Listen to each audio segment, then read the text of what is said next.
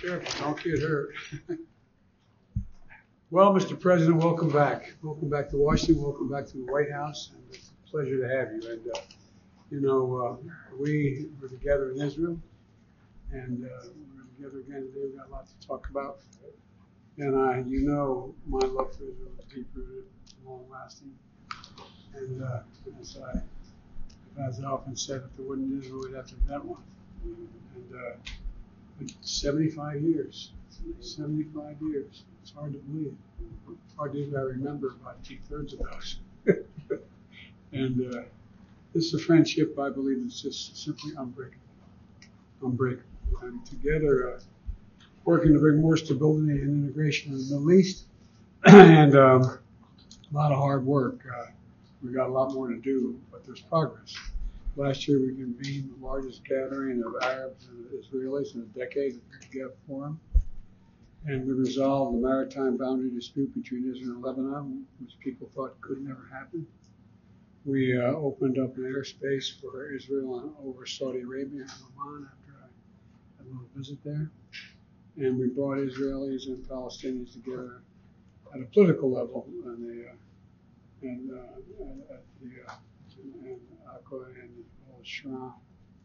And as I affirmed to Prime Minister Netanyahu yesterday, America's commitment to Israel is firm, and it is ironclad. And we're committed as well to ensure that Iran never acquires a nuclear weapon. So we got a lot to talk about, but again, welcome. Thank you, Mr. President. It's wonderful to see you again.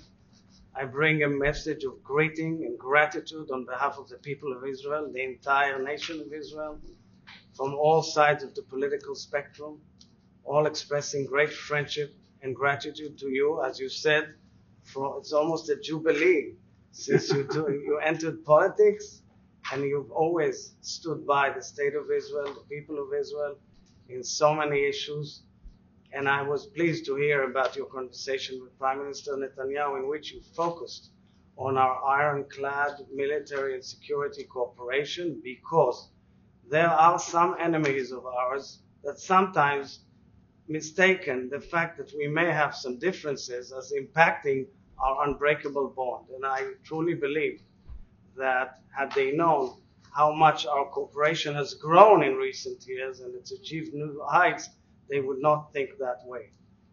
I also want to thank you, Mr. President, for pursuing more and more cooperation and integration in the region, for finding and looking for further partners for peace with Israel, and for cooperating on so many regional issues together. And finally, Mr. President, I know you have mentioned, and we will discuss that as well, the internal Israeli situation. As you know, I'm here and I'm happy to be here because tomorrow I will be speaking in front of a joint session of Congress, especially devoted to celebrating Israel's 75th independence. However, of course, my heart and soul is also in Israel, in the heated debate which we are going through as a society. It's a heated debate, but it's also a virtue and a tribute to the greatness of Israeli democracy. And let me reiterate, crystal clear, Israeli democracy is sound, strong, is resilient. We are going through pains, we are going through heated debates, we are going through challenging moments, but I truly believe, and I say to you, Mr. President, as I've said it as head of state to the people of Israel, we should always seek to find amicable consensus. And I agree with you on that as well. I'm pursuing it even in these very moments for my people as much as we can in order to find solutions and exit out of this crisis properly. Thank you, Mr. President, for your friendship, and God bless you. Thank you for your friendship, and a lot to talk about. Thank you all very much.